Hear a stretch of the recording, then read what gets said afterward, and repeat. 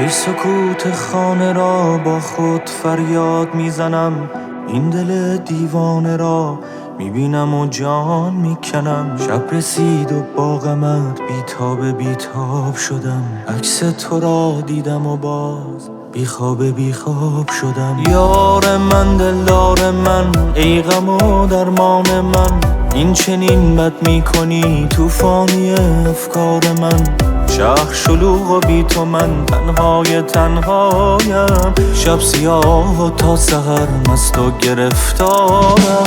من در این شهر شلوغ پیدا نمی کنم تو را، من در این دنیای مبهم نمی بینم تو را. از کنار آدما رد می شدم عطر تو را، من هزار بار جستجو کردم که بینم تو را.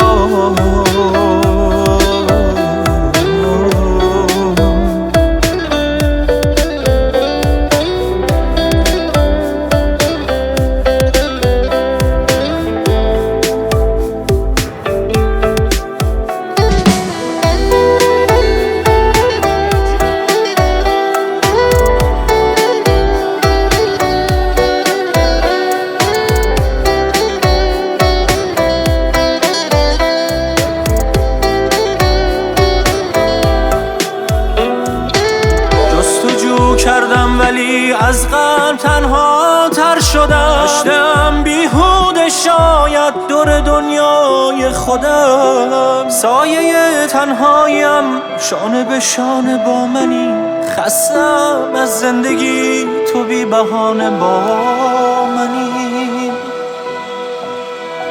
یار من دلدار من، ای غم و درمان من، این چنین بد میکنی توفانی افکار من. شهر شلوغ و بی تو من تنهایم، شب سیاه و تا سحر مست و گرفتارم.